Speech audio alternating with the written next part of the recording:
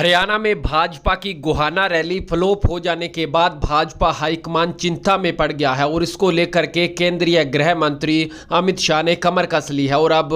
हरियाणा में भाजपा की नैया पार लगाने के लिए बागडोर खुद की हाथ में ले ली है। आपको बता दें, सीएम मनोहर लाल खट्टर के साथ हुए संवाद में साफ तौर पर ऐलान कर दिया गया है कि भाजपा को हरियाणा में 2019 के तर्ज पर 10 की 10 लोकसभा सीट चाहिए और जिसको लेकर के जो भी आपको फेरबदल करना है, चाहे मंत्रिमंडल में फेरबदल करना है या पन्ना प्रमुख में फेरबदल करना है या विकास कार्यों की रणनीति में फेरबदल करना है, सोशल मीडिया एक्टिविटी या आईटी सेल को लेकर के जितने भी आप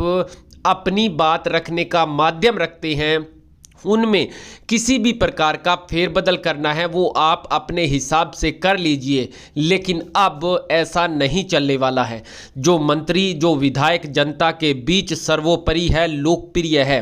उनको अब जब मंत्रिमंडल में बदलाव किया जाएगा, वरीयता दी जाएगी, जगह दी जाएगी, क्योंकि भाजपा हाईकमान का सख्त आदेश आ चुका है कि लोकसभा चुनाव 2024 को जीतने की तैयारी जो हरियाणा कर रहा है उस हिसाब से सरकार नहीं बन सकती। क्योंकि गोहाना रैली फ्लॉप हो जाने के बाद भाजपा हाईकमान के पास इस तरह का मैसेज इंटरनल सर्वे के जरिए गया है कि हरियाणा में भाजपा सरकार जा रही है, यानी कि इसको फिर से एकजुट करने के लिए और भाजपा की सरकार हरियाणा में तीसरी बार लाने को लेकर के केंद्रीय गृह मंत्री अमित शाह ने अपने हाथों में कमान ले ली है। अब भाजपा हाईकमान के इशारे पर जो भी आदेश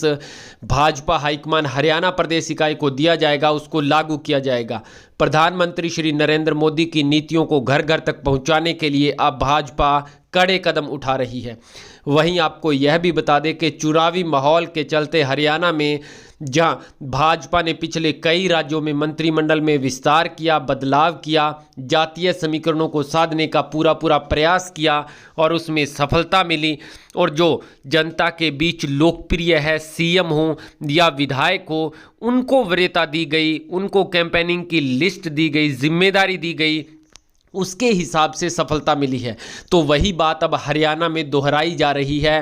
पहले मंत्रियों को चेतावनी दी गई थी कि आप अपने काम में सुधार करिए और उसके बाद उसमें बदलाव होगा, लेकिन गोहाना रैली तक सुधार का कोई भी नामो निशान नहीं था। जनता भाजपा से वैसे की वैसे नाखुश नजर आ रही है। केवल माननीय गृह मंत्री अमित शाह जो हैं केंद्रीय मंत्री, वो अब नाराज नजर आ रही हैं और अनिल विज के कामकाज के तरीके से भाजपा हाईकमान बेहद खुश नजर आ रही है। यानी आने वाले समय में अब मंत्रिमंडल में बदलाव के संकेत साफ तौर पर दिखाई दे रहे हैं। वहीं सीएम मनोहर लाल खट्टर भी अब सभी मंत्रियों की कमान खींच चुके हैं। आने वाले वक्त में क्या होगा, लेकिन भाजपा हाईकमान के आदेश के बाद अब हरियाणा प्रदेश इकाई पूरी तरह से एक्टिव मोड में नजर आ गई है।